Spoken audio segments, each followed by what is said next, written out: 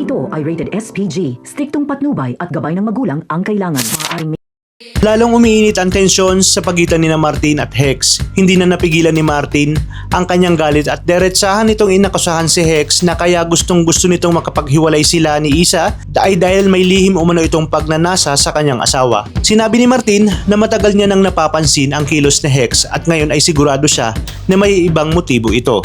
Agad namang umawat si JJ bago pa tuluyang mauwi sa suntukan ang dalawa.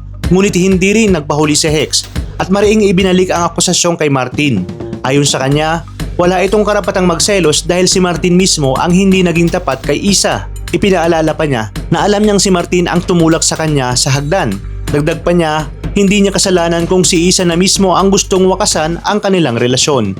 Hindi pa man humuhupa ang tensyon, muling nagkaharap sina Martin at Isa. Sinubukan ni Martin na maipaliwanag ang kanyang panig at sinabi na tao lamang siya at nagkamali dahil mayroon din siyang mga pangangailangan.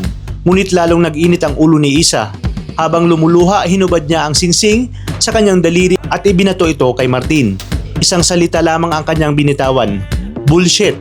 Kasunod nito ang pinakamasakit na desisyon na makikipaghiwalay na itong si Isa dito kay Martin.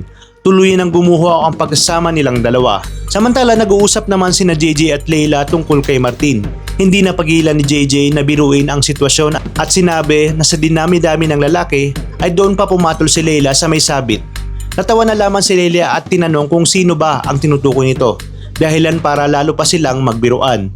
Ngunit muli na namang nagtagpo sina Martin at Hex. Sa pagkakataong ito ay naabutan sila ni Isa habang mainit na naman ang kanilang pagtatalo. Agad niya silang pinigilan at tinanong kung ano na naman ang dahilan ng kanilang pag-aaway.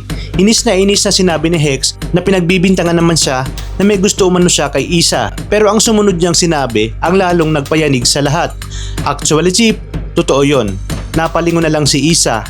Natigilan si Martin at lalo pang sumiklab ang kanyang selos. Ngunit ano kaya ang talagang ibig sabihin ni Hex? Totoo bang may nararamdaman siya kay Isa o may ibang katotohanan lang siyang gustong maipahiwatig? Yan ang bagong palaisipang na tiyak na papakaabangan natin dito sa Task Force Firewall.